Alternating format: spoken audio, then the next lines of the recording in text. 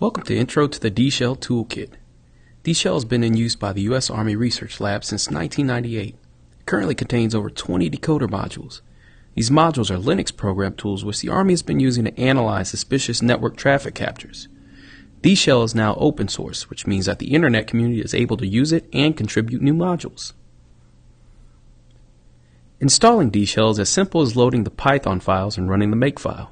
All the instructions are included in the README file within the Dshell package. We'll begin launching into Dshell by running /Dshell from the appropriate directory. Since we saved our Dshell components in the home directory, we can execute from there. As we mentioned previously, Dshell has several unique modules available, from detecting failed connection attempts to searching on snort rules, to all the usual perks of performing analysis via Linux commands such as scriptability, simple design, and simple interface. We'll begin with some of the more basic commands in Dshell. Decode H will display common command line flags used within Dshell. If we run Decode L, we can see a listing of all the modules currently available in the Dshell toolkit. The results show us a listing of each module's name, description, and applicable command. Decode-D displays information on specific modules. As an example, we'll look at the information for the DNS module. As you can see, we get a brief description of what the tool actually does. Now that we've seen some of the more basic commands, let's run a few of the modules available in the toolkit. There are two separate PCAPs we'll be using in this example. One is a capture of a user being linked to a crypto-walled malware notification, and the other is a capture of some basic HTTP traffic. Both of these files are in the Dshell folder.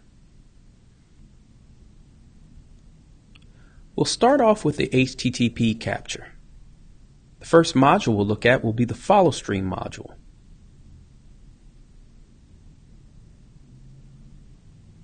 This tool presents a color-coded TTY text display, similar to a Wireshark follow stream format.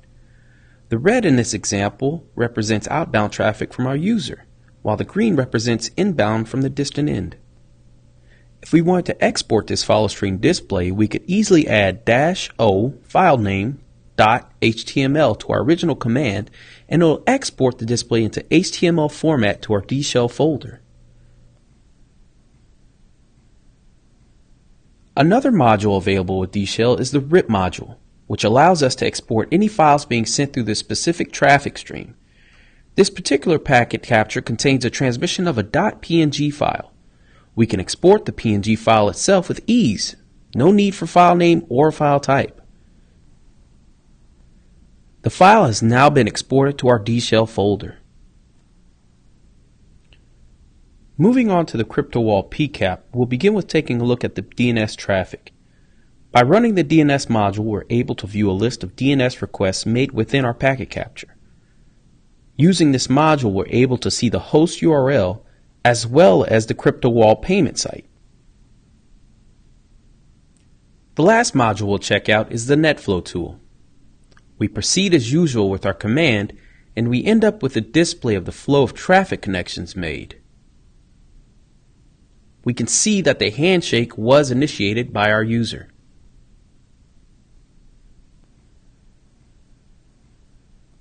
As you can see, Dshell provides several capabilities that are available through other applications, such as Wireshark, but Dshell is different because it introduces these tools in a Linux command line environment. Not to mention that due to the generosity of the U.S. Army Research Labs, it is now available in a collaborative community of security-minded individuals to encourage the contribution of more and more tools to help investigate the traffic that we see on our networks.